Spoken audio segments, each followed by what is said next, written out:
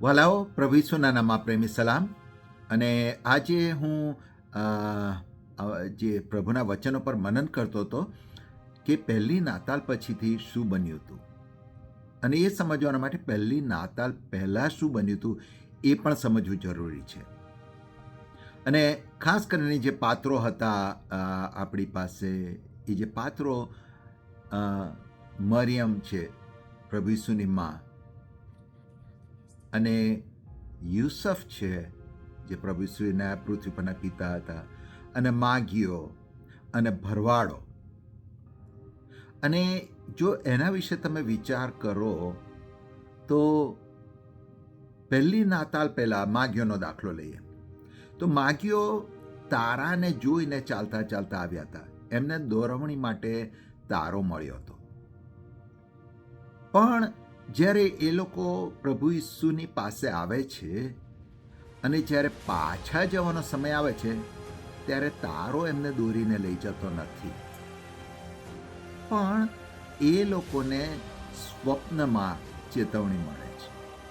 અને એ ચેતવણીના આધારે એ લોકો બીજો માર્ગ પસંદ કરીને જાય છે. આવતા એ લોકોને તારો મળ્યો હતો પ્રભુ ઈસુ પાસે આવતા, પણ પ્રભુ ઈસુની પાસેથી જ્યારે રિટર્ન થાય છે ત્યારે તારો નથી હોતો, એ લોકોને સ્વપ્નમાં ચેતવણી મળે છે. અને શા માટે તારો પછી નહીં દેખાયો, અથવા શા માટે પ્રભુ એ લોકોની સાથે અલગ રીતે વાત કરવાની શરૂ કરી? હું એવું સમજુ છું કે જ્યારે આપણે પ્રભુ ઈસુની નજદીક આવીએ છીએ, પ્રભુ ઈસુનો એન્કાઉન્ટર થાય છે, એની હાજરીનો અનુભવ થાય છે, ત્યારે આપણે ચેન્જ થઈએ છીએ, આપણે અવેકન થઈએ છીએ. હવે એ લોકોને તારાની જરૂર નથી. હવે એ લોકોને પ્રભુએ નવું ડિસર્નિંગ આપ્યું છે. હવે એ લોકોને ખ્યાલ આવે છે પ્રભુ આ રીતે પણ વાત કરી શકે છે.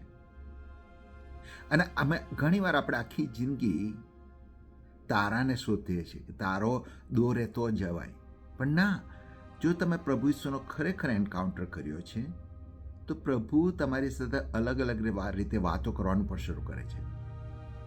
ભરવાડોની વાત કરીએ. જ્યારે ભરવાડો પહેલી વાર આવે છે ત્યારે કે છે એ લોકો બહુ ભયભીત હતા, પણ જ્યારે એ લોકો પાછા જાય છે ત્યારે બાઇબલ કહે છે કે એ લોકો દેવને મહિમા આપતા પાછા ગયા. મહિમા કેવી રીતે આપતા હશે? એ લોકો ગાતા હશે, એ લોકો અવાજ કરતા હશે. હવે તમે સમજો છો કે ભરવાડોનું એ સમાજમાં સ્થાન બહુ નીચું હતું, પણ જ્યારે પ્રભુની પાસે આવે છે ત્યારે સમથિંગ ચેન્જ થઈ જાય છે. એ લોકોનો ભય જતો રહે છે, અને હવે એ લોકો છૂટે સાદે પ્રભુની સ્તુતિ કરે છે. મરિયમની વાત જુઓ તો મરિયમને ગાબ્રિએલે પહેલા દર્શન આપ્યું પ્રભુ ઈસુનો જન્મ થયા પહેલા, પણ પ્રભુ ઈસુનો જન્મ થઈ ગયા પછીથી ગાબ્રિએલનો ઉલ્લેખ નથી. પણ મરિયમની પાસે કશુંક છે, હવે એને ગાબ્રિએલની જરૂર નથી. બાઇબલ કહે છે કે એને જે કહેવામાં આવ્યું હતું એને પોતાના અંતરમાં રાખ્યું. હવે એ જે રીતે લખેલું છે એ એવી રીતે છે કે જાણે પ્રભુ એના હૃદયમાં વચન મૂક્યું અને ટાઈમ ટુ ટાઈમ એ બહાર કાઢે, એ વચનને જુએ અને આગળ વધે. કારણ કે જ્યારે પ્રભુએ એને વચન આપ્યું હતું કે તને જે દીકરો જન્મશે એ જગતનું તારનાર થશે, પણ એના બદલે હવે એની સામે મરણ છે, કે હેરોદ રાજાનો ભય છે.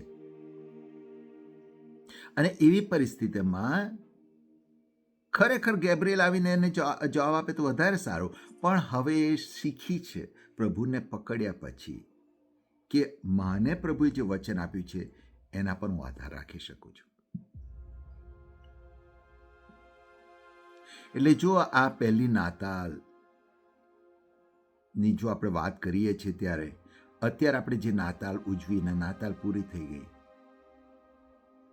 પણ જો મને ને તમને પ્રભુનો એન્કાઉન્ટર થયો નથી તો સવાલ એ ઊભો થાય છે